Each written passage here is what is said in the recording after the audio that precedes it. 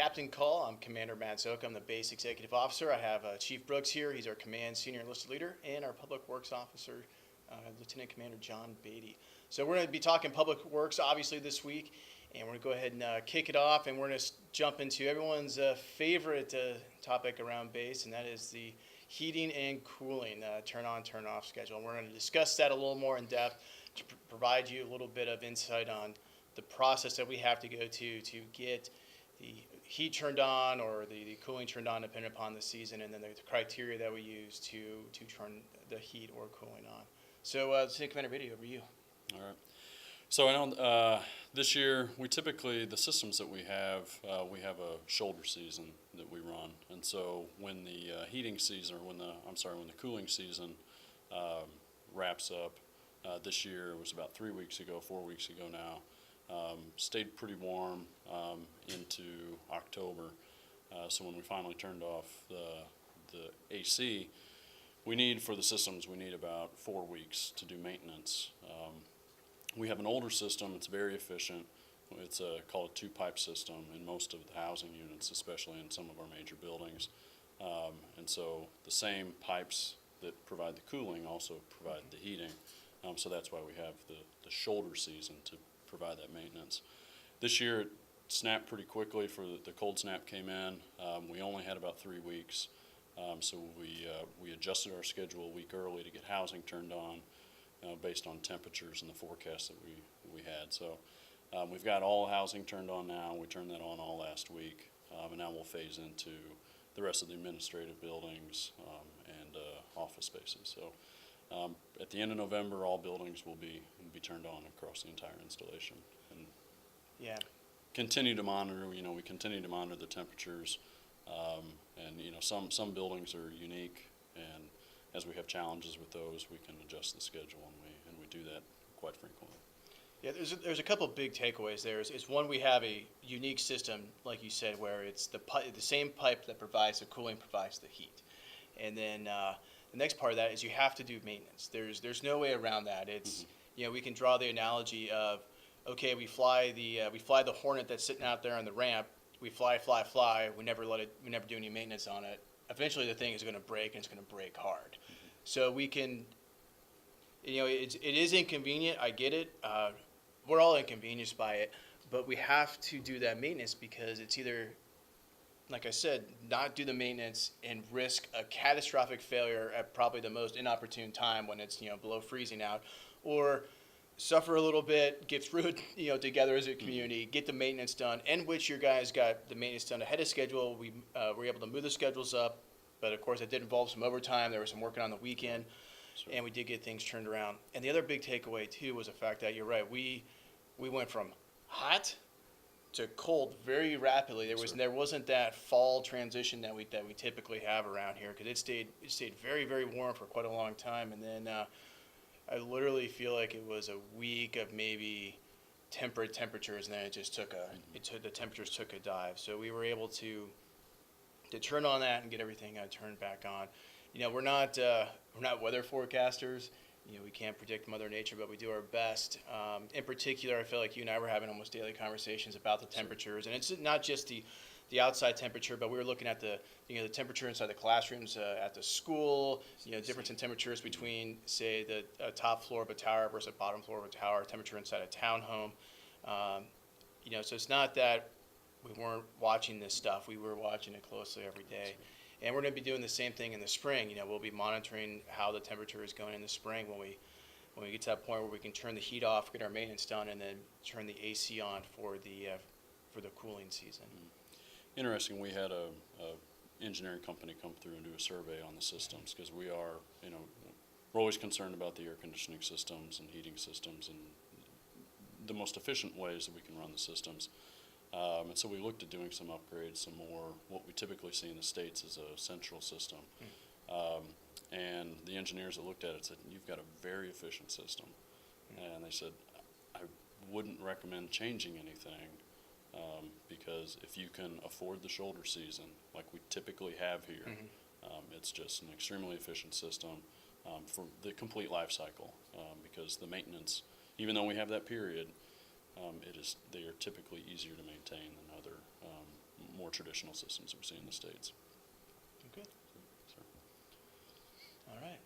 So I think we've covered that pretty well. And again, if you have questions about this, I mean, we understand that this is a frustration for the community, and we do our best to minimize the impact to the residents and also the employees. If you do have questions, please feel free to contact us. We will talk. We will talk this subject. We'll beat a dead horse if we have to. We will talk about it over and over again. If you guys still have questions about the process that we have to go through for heating and cooling. sure. And I also recommend, we can't get into every building all the time throughout different periods of the transition season. So it's really key that the building managers, or if you are seeing some extreme cold temperatures or hot temperatures in your workspace, use your building managers to let my people know, so that we can work to see what we can do to make adjustments. So we do it a lot with the CDC to go in and check temperatures in different housing units. So. Yeah, I know we've done that in some work centers as well. We've sent guys out there to take readings based upon, it was either very cold or very hot during the summer. So. Yes, sir. Okay. Well, I think that we can transition to the next topic. So we're going to talk about some of the road paving projects that we have going on around base. Again, this is infrastructure improvement. For anyone that drives around the base, they know that our roads need some work, and we're finally able to start some of these projects to improve the quality of the roads that we're driving on. All right. So the biggest project that we have that's going to impact probably most of the tenants on the base is Kamomidori, which is the main drag from the fire station intersection all the way out to the fuel farm. So right in front of all the hangars, in front of AIMD. As everybody knows, that road is in terrible shape. We were lucky to get funding this year to get that replaced.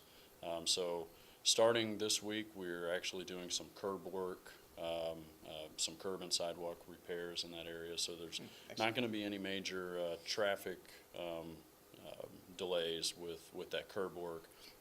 There will be some parking that we'll have to take up along the hangar row. And then eventually switch over to the other side by the parking garages and the IMD. So that's going to go on here for the next couple of weeks. But starting the second week in November, starting the 28th of November through about the 19th of December, we'll start the paving in earnest from basically those first 3 weeks. They'll go from the intersection at the fire station out to AIMD. And then the Japanese have the New Year's holiday, so we'll have about a 3-week delay where there won't be any construction, but then we'll pick back up the first week of January and go from AIMD out to the fuel farm. So looked at the contractor schedule. The delays to the paving is going to be, or the delays to the where the paving is actually going to take place is going to be limited to about 4 days per section. So.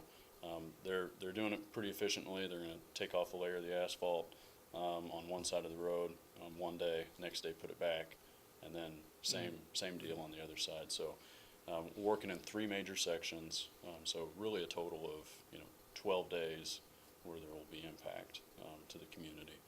But again, we'll have obviously traffic pattern adjustments, and that will all be pushed out to everybody so that they're aware, and there'll be obviously flagmen for safety out on the project site. So a minor disruption, but it's going to be a huge, I think, benefit, especially for everybody that has to drive up and down that road to get either over to the east side or just go to the hangars and AIMD. So. Okay, excellent. Yeah, I know Chief will be pushing information out to the CMCs to make sure that the sailors understand what's going on and try to keep everyone relatively happy now while we're trying to get this done. I mean, there is going to be a little bit of an impact to parking.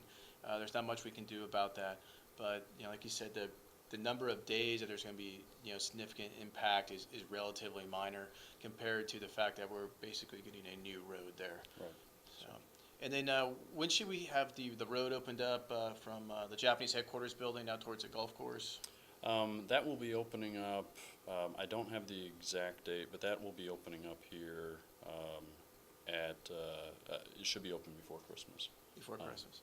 And that was they completely tore that They did. section of the road up and redid They did, yeah. It was pretty interesting. If had for those of you, for those that could get access into the construction site, pretty major steam line that runs through the middle of that road that comes out of the boiler plant. So big enough that you could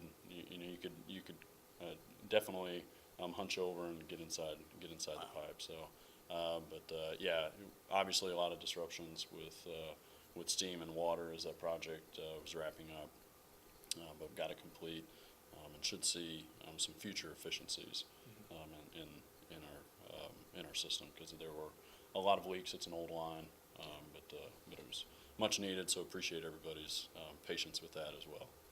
Okay. So, is there anything else you wanted to cover today?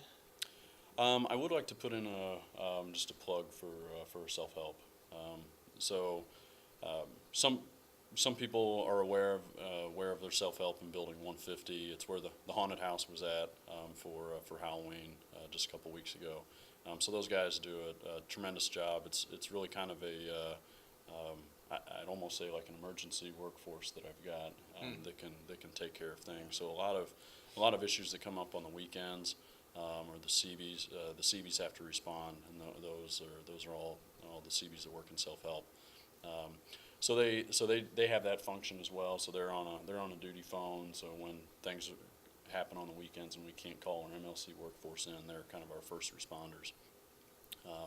But another benefit of self-help is really for units to come in, and if they have small projects that they have a little bit of money for, or actually we have a lot of materials that we can also supply to help them do things. Minor stuff, from painting to even we've done a lot of things, put up command boards and done different things for other units. So a lot of expertise that our CBs have in there on the woodworking side, or just any minor kind of construction work. So a great benefit for the units if there's some small things that they would like to do, and they've got some manpower to help out with it. So utilize them, and something that we have changed within the Public Works Department, our Transportation Division, over where all the vehicles are at and where the maintenance for the vehicles. We used to have our forklift there, so where units would need to check out a forklift, it was over in the old transportation building. Now we've moved that function over to Building 150 at self-help. So EO2 Petty Officer Adhikari is our guy that helps do that. So he's been doing a tremendous job as the units come in off of deployment and need different things moved around or situated.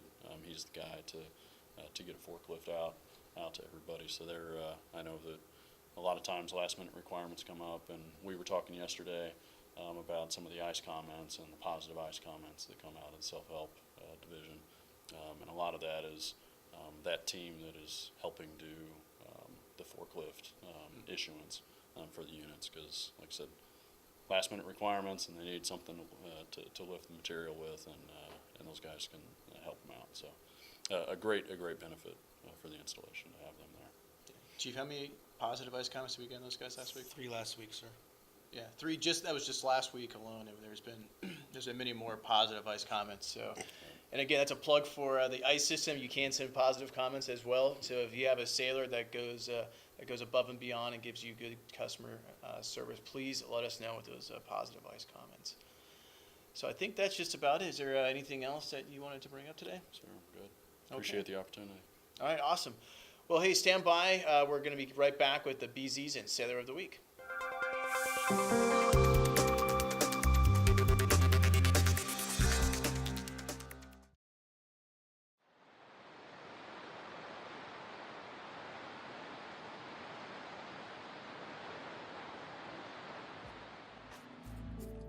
I'm Petty Officer First Class Dylan Blackmar. I'm from Coventry, Rhode Island, and I'm currently stationed at NAF Atsugi, Japan. When I first came to Japan, I wasn't aware that the U.S. Navy fly down to Iwoto and we do a flag raising ceremony.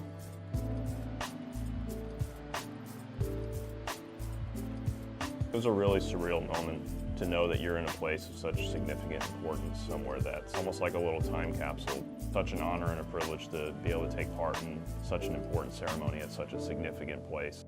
Definitely not something that I would have guessed that I would have been able to do.